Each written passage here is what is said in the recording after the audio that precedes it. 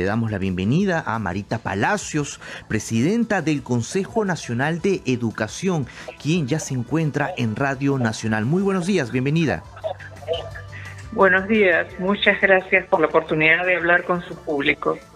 Muchas gracias por estar usted también en Radio Nacional. Están escuchando en todo el país, en más de 70 estaciones. Ayer conversamos con el ministro de Educación, Rosendo Serna, y dijo que estaba ya para el próximo año presupuestado un censo nacional para tener, para sincerar, digamos, los índices de la infraestructura, para obtener la información sobre el estado real de los colegios públicos. Y eso también nos lleva a pensar, ¿no?, en los siguientes pasos que debemos de dar ahora, teniendo en cuenta ya la nueva presencialidad. Coméntenos, por favor, desde el Consejo Nacional de Educación, cuáles son las recomendaciones o propuestas. Sí, bueno, una de las primeras tareas que hizo el Consejo fue tratar de obtener información sobre cómo estaba la situación del retorno, la situación de los locales escolares, pero también el proceso pedagógico luego de terminado el primer semestre del año escolar 2022, ¿no? Y en efecto, uno de los graves problemas, o uno de los datos que queda muy claro, y que el ministro expuso incluso recientemente ante el Congreso, es el tema de la infraestructura, ¿no?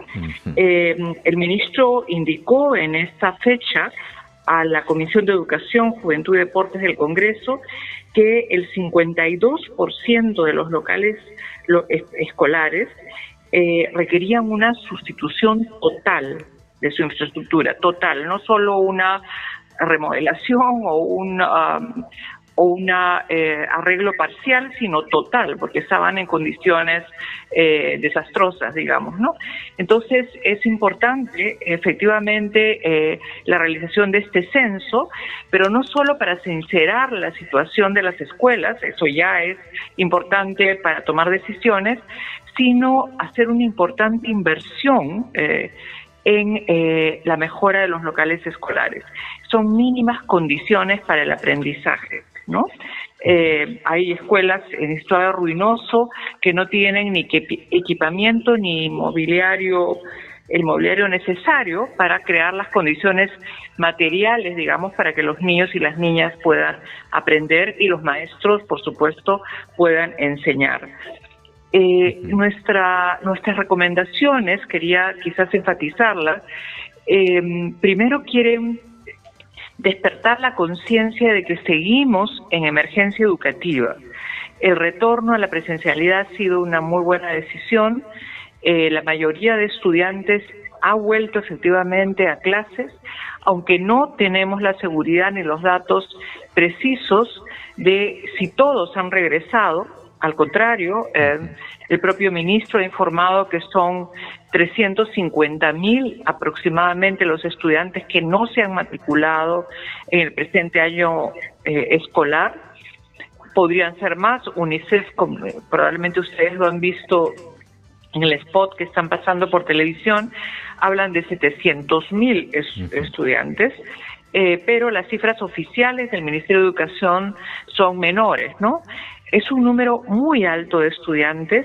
Una de las primeras recomendaciones, entonces, que estamos haciendo en relación a este problema de abandono, de no asistencia a las aulas ni al sistema educativo de un número tan importante de estudiantes, niños, niñas y adolescentes, es que la Estrategia Nacional para la Reinserción y la Continuidad Educativa que tiene en desarrollo el Ministerio de Educación se fortalezca. Y que incluso la información, porque hay un aplicativo especial, un sistema especial que se llama Alerta Escuela, sea actualizado de manera permanente, porque si nosotros queremos saber hoy día cuántos niños asisten a clases de los matriculados o cuántos docentes asisten a clases, no tenemos esta información fácilmente a la mano. Y la data es tremendamente importante para priorizar dónde se empieza a trabajar, con qué estudiantes o con qué infraestructura, ¿no? Y eso tal vez nos lleva Presidenta Palacios, a un segundo punto, porque tal vez el 2020, cuando el COVID-19 todavía estábamos conociéndolo, teníamos unos índices altísimos de contagios en la primera y la segunda ola, probablemente allí las familias tomaron la decisión de no llevar a sus hijos al colegio ante la incertidumbre, pero ya pasaron 2 años. Y al respecto, las medidas de bioseguridad se han ido flexibilizando también. Pero finalmente, ¿cómo quedan estos protocolos en mejora de una educación y en mejora de retomar el paso del aprendizaje? Sí, bueno, y le agradezco mucho haber mencionado el tema de las medidas de bioseguridad. Efectivamente, como todos sabemos, ahora se ha determinado que el uso de las mascarillas en las escuelas sea opcional.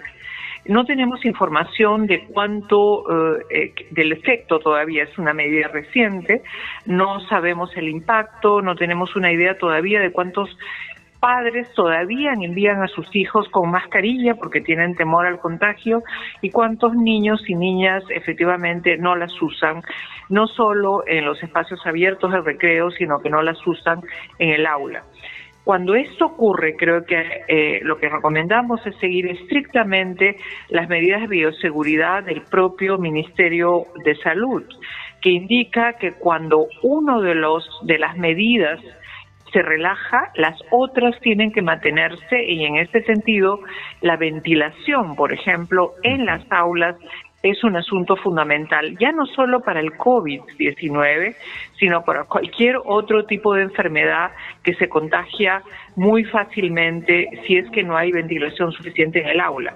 Pero a esto quiero agregar algo más, que es la vacunación, ¿no?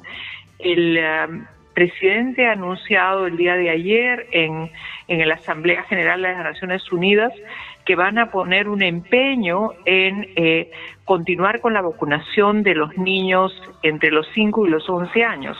Todavía hay un 40% de niños en ese tramo de edad que no han recibido las dosis completas de vacunas y que por lo tanto no están totalmente protegidos del contagio contra el COVID. Así que esperamos que eso efectivamente ocurra. Uh-huh. Y que eso implica no solamente prometer, digamos, o hacer los esfuerzos para la vacunación y para la disponibilidad de vacunas, sino también una campaña entre los padres de familia que aún temen vacunar a sus hijos. La autorización para que los inmunicen. Exactamente, correcto. Por eso también hay que trabajar con campañas de sensibilización hacia los padres de familia, ¿no? Algo que se ha iniciado, pero que hay que hacerlo de manera más constante y amplia para que llegue a toda la población. Uh-huh. Ahora que comentaba acerca de este viaje del presidente de la República con el ministro Serna a los Estados Unidos, también participaron de la cumbre sobre la transformación de la educación. Y allí, además de destacar el avance de inmunización y el compromiso por seguir cerrando la brecha, hablaron acerca de la tecnología, de acercar, ¿no?, las tablets a la mano de los docentes, de los escolares, pero también de cerrar la brecha de conectividad al respecto. ¿Qué nos dicen los índices? ¿Cuál es la propuesta del Consejo Nacional de Educación? Sí. Bueno, todavía tenemos un porcentaje importante de la población que no tiene internet en casa. Uh-huh. Creo que el primer esfuerzo y que debe continuar del Estado peruano es asegurar que haya internet en todas las escuelas, pero adicionalmente asegurar internet en las escuelas cuando los niños están en clases y están en el local escolar. También tenemos que continuar haciendo un esfuerzo porque el internet llegue a los hogares, porque para poder realizar una educación híbrida, es decir, que cuando hayan problemas de seguridad, de bioseguridad en la escuela y sea necesario suspender clases, ¿no? No solo por esta pandemia, por las próximas que vendrán, porque ya sabemos que vendrán otras pandemias, los niños puedan continuar sus estudios y no interrumpirlos a través del uso de educación a distancia o educación remota, ¿no? Para ello requieren tener equipos y también requieren tener internet en casa, ¿no? Entonces hay un esfuerzo enorme que todavía tiene que hacer el Estado peruano por asegurar que toda la población, lo que llamamos universalizar el acceso a internet a toda la población sin distinción alguna. Pero además hay que hacer muchos otros esfuerzos. Todavía las tecnologías de la información no están presentes en la práctica de los docentes en la medida que es necesario. Creo que esto es un trabajo progresivo. El Ministerio ha hecho un esfuerzo de desarrollo de capacidades para el uso de las tecnologías. Los maestros generalmente sí tienen laptops, sí tienen dispositivos electrónicos, pero los estudiantes todavía no los tienen universalmente, ¿no? Entonces, las tablets o asegurar el acceso también a dispositivos electrónicos en la escuela es otro esfuerzo que hay que hacer, complementado, porque no basta la infraestructura digital o los equipos. A eso hay que agregar el correcto uso, el buen uso, el uso pedagógico de estas herramientas en la propia enseñanza y en el aprendizaje, ¿no? A usarlos de manera correcta y además aprovecharlos a su máximo y por supuesto también emplear medidas de seguridad para el acceso a Internet, porque como todos sabemos en las redes sociales también circula muchísima información falsa, ¿no? Así es, y también depredadores o delincuentes, ¿no?, que roban información o que también podrían llegar a los niños que hay que proteger. Estamos conversando con Marita Palacios, presidenta del Consejo Nacional de Educación, quien sostiene que hay que despertar conciencia, que todavía nuestra educación se encuentra en crisis. Y al respecto, tal vez por el énfasis o lo urgente que es combatir o retomar el paso del aprendizaje, el presupuesto para el próximo año, el 2023, ha cobrado especial énfasis en este sector, alcanza casi el 20% y que supera, ¿no?, los 41.000 millones. Bien, contamos con el presupuesto, pero ahora ¿qué tenemos que estar pendientes o velar respecto a la redistribución presupuestal? ¿A cuáles, a qué regiones y qué enfoque se le va a dar? ¿Qué nos dicen las 24 recomendaciones del Consejo Nacional de Educación? Bueno, primero el uso eficaz, la calidad del gasto, ¿no es cierto? Un uso eficaz y probo, es decir, sin corrupción del uso de estos recursos.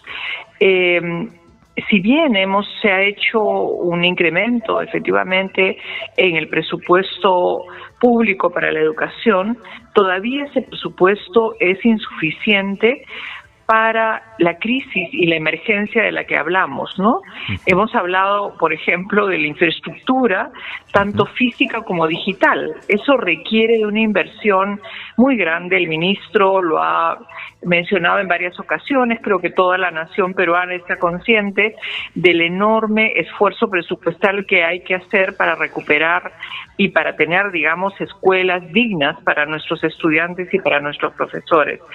El otro esfuerzo es en la infraestructura digital, pero además también tenemos temas como la remuneración docente, la inversión en equipos y material didáctico y en textos escolares, bibliotecas escolares, todas estas necesidades que hay que cubrir, ¿no? Y además poder, digamos, desarrollar capacidades en los gestores, que son aquellos que usan esos recursos para las necesidades educativas, cubrir las necesidades educativas, no solo, esto es bien importante remarcar, de los niños que están en la escuela. Cuando hablamos, y en esto el proyecto educativo nacional es muy claro, ¿no? No solo se trata de atender a los niños que están en etapa de escolarización, que están en la educación obligatoria, básica obligatoria, sino que cuando hablamos de educación, hablamos de la educación básica, de la educación en todas sus modalidades, hablamos de los cerca de 9 millones de adultos que no han completado su educación básica o que no tienen, digamos, capacidades técnicas para incorporarse al trabajo con mayores desventajas, con mayores ventajas porque tienen habilidades que exige el mercado laboral, o estamos hablando de toda la educación superior, y no solo la universitaria, la educación superior técnica y tecnológica, ¿no? Entonces, dar educación, asegurar el derecho a la educación a todas y todos los peruanos, es algo que todavía es una meta importante y de la cual estamos distantes de cumplir, y requiere de una inversión muy importante y fuerte. Por lo tanto, lo que recomendamos es primero pensar en cómo incrementar el financiamiento público en la educación. Hay varias fórmulas, varias de ellas tienen que ver con la presión tributaria, es decir, que hay que incrementar la presión tributaria, hay que recoger más impuestos e invertirlos en educación, ¿no? Entonces tenemos que pensar en cómo se incrementa el financiamiento público, ¿no? Y no solamente en base al crecimiento del PBI, sino a través de otras medidas como el incremento de la presión tributaria. Finalmente, Presidenta Palacios, cuando escuchamos ayer al ministro Serna, también habló acerca del compromiso de trabajar en un nuevo currículo y que debe expresar lo que la sociedad requiere. Al respecto, en el tema del enfoque de género y la educación sexual, ¿cuál es la posición del Consejo Nacional de Educación? Bueno, el Consejo Nacional de Educación es promotor de la educación sexual integral, ¿no? No solo está muy claro en el proyecto educativo nacional, sino que nos hemos pronunciado al respecto en más de una ocasión, ¿no? Pero quisiera más bien mencionar, o referirme a este proceso de consulta, de evaluación y actualización del currículum, ¿no? Creo que la población, o si no lo sabe, lo vamos a recordar, quizás no tiene presente que el nuevo Currículum Nacional de Educación Básica se aprobó en el año 2017, pero su implementación empezó plena, digamos, porque empezó por implementarse parcialmente en algunos niveles de la educación básica. Luego hubo también un problema justamente con una demanda que se presentó por justamente la educación sexual integral, que hizo, claro, exactamente, que interrumpió, digamos, o que impidió que se implementara plenamente hasta que el Tribunal Constitucional se pronunciara y diera su sentencia. Entonces, y luego vino la pandemia. Entonces, lo que ha ocurrido es que no tenemos una plena implementación del currículum, ¿no?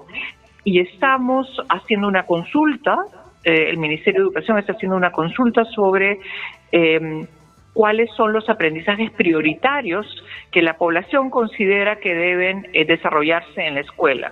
Esa consulta nos parece interesante, hay que esperar sus resultados porque se ha extendido un tiempo más, digamos, debió haberse cerrado, pero sigue en marcha todavía para poder incrementar, digamos, tener más opinión de distintos actores, no solo los padres de familia, sino los maestros, los especialistas, etcétera. Pero creo que es bien importante remarcar que la población sepa que la implementación plena del currículum no se ha hecho todavía. Por lo tanto, está muy bien evaluarlo, pero todavía es muy prematuro plantear cambios o reformas curriculares. No creo que debemos estar atentos a Claro. que no necesitamos en este momento una reforma curricular, sí una evaluación de cómo va la implementación y una fuerte intervención y participación del Estado, quiero decir, Y sobre en todo orientar la diálogo, ¿no? implementación del currículum. Diálogo Diálogo. es lo que urge en este momento. Muchas gracias a la presidenta del Consejo Nacional de Educación, Marita Palacios, por haber compartido estas recomendaciones respecto a la educación. Muy amable.